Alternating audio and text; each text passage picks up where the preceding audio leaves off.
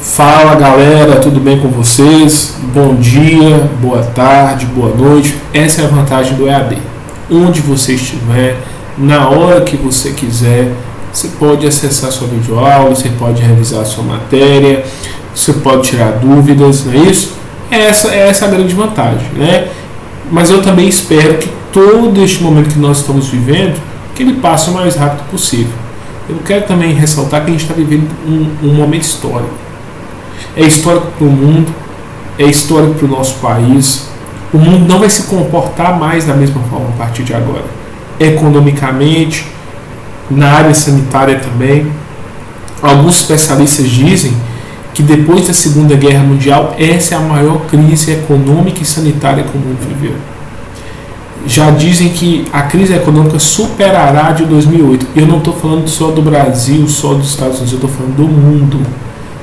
A maioria dos países entrará em recessão. Então, ninguém mais vai se comportar da mesma forma. O sistema social ao qual nós estamos subordinados, ao qual nós estamos integrados nesse momento, ele vai mudar.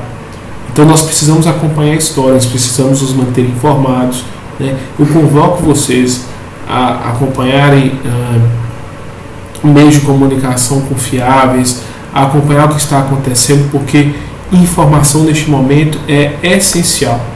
E claro, volto a dizer, desejo que nós voltemos a conviver pessoalmente o mais rápido possível, que tudo isso passe, que as pessoas que nós amamos, que estão no grupo de risco, que elas não sejam afetadas por isso, né? Que elas não sejam alcançadas por essa doença, e que a gente realmente não precisa entrar em pânico, a gente realmente não precisa ter medo, a gente só precisa ter cautela, seguir as orientações dos agentes públicos, dos agentes políticos, que tudo isso vai passar em breve. Bem, pessoal, nas nossas últimas aulas, né, aí retomando a nossa matéria, falando um pouco da nossa disciplina, a gente vinha falando da Lei 8.906 de 94, do Estatuto da Advocacia. A gente está avançando, o Estatuto está dentro, né? Nesta aula, agora nós vamos entrar no capítulo 7º, é isso, nós vamos falar do advogado empregado, lá no artigo 18. Hoje, pretendo avançar bastante com a gente. Só abrindo parênteses, serão 4 ou 5 blocos de 10 minutos para ficar didaticamente bacana, sempre ressaltando, aproveite para poder fazer uma pausa, tome as suas anotações, abra a lei para que fique, né, mais fácil o estudo e que o seu aprendizado esteja garantido. Pessoal, então vou colocar aí na tela para vocês, olha aí, do advogado empregado, artigo 18, primeiro artigo que nós vamos estudar. Veja só que interessante. A relação de emprego na qualidade de advogado não retira a isenção técnica e nem reduz a independência profissional inerente à advocacia. Olha que interessante. Veja bem, o que eu quero ressaltar a vocês? O advogado empregado, obviamente, ele está o quê? Subordinado.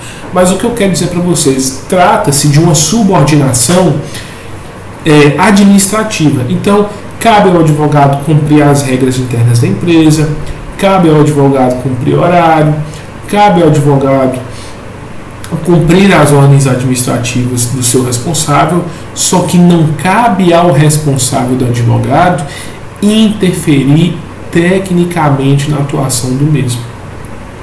A interferência técnica é, por exemplo, dizer como um pedido será feito, é dizer se um recurso é cabível ou não. O advogado, ele tem essa garantia de que ele vai atuar de acordo com as suas convicções pessoais.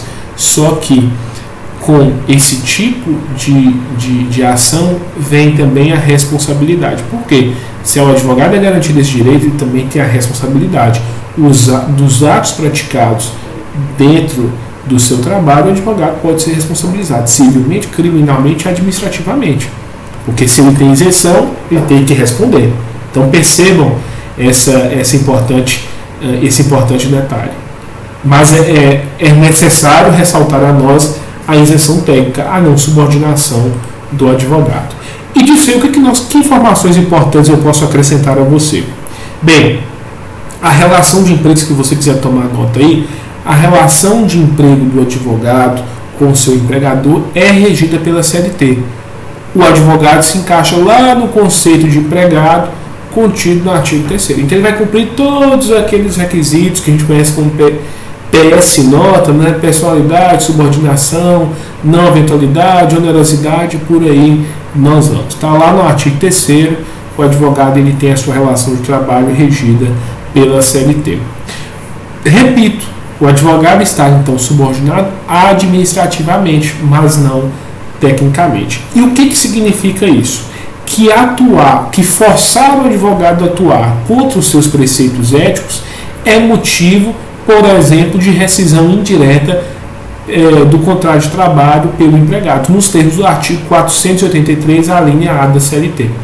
Então, se o patrão obriga o advogado a, por exemplo, mentir no processo, ele pode pedir a rescisão indireta do contrato de trabalho, porque isso é obrigá-lo a atuar contra os seus preceitos éticos.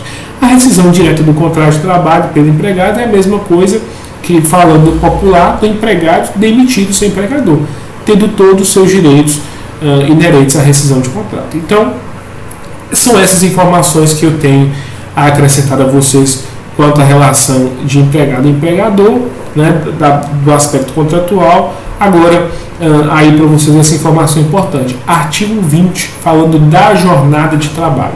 Então, a jornada de trabalho do advogado empregado no exercício da profissão não poderá exceder a duração diária de 4 horas contínuas e a de 20 horas semanais, salvo acordo ou convenção coletiva ou em caso de dedicação exclusiva. Então, veja bem,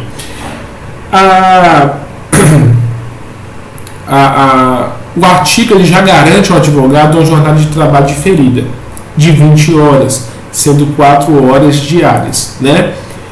E aí no final do artigo ele fala, salvo acordo ou convenção coletiva. Então, pode o advogado e o seu empregador acordarem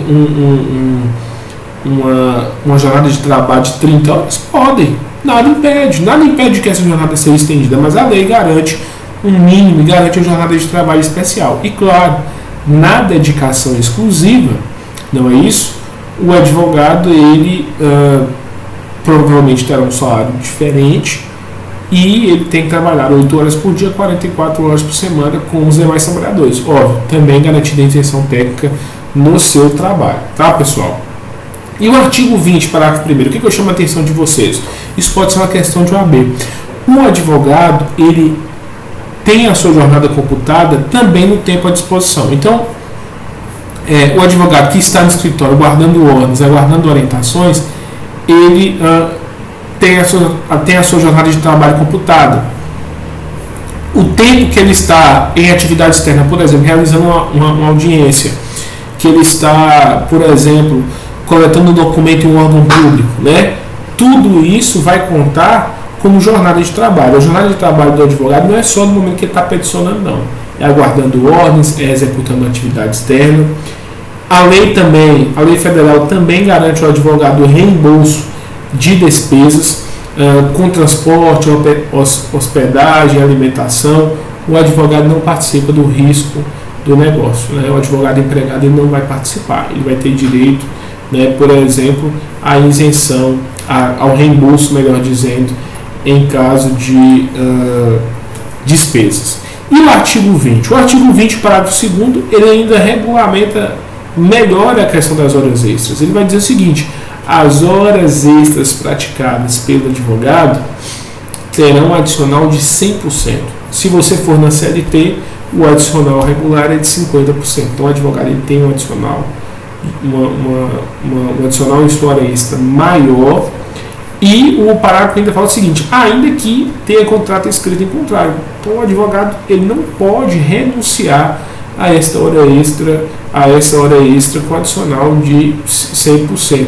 Então, mais uma garantia importante que a legislação trouxe aos advogados, artigo 20, parágrafo 2º, se você estiver acompanhando aí e quiser sublinhar, tá bom?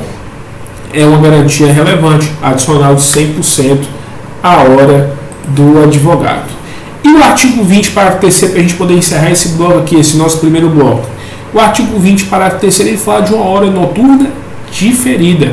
Então, das 20 às 5 da manhã, né, é o horário noturno. Se a gente for na CLT, a hora noturna do trabalhador comum é de 22 às 5.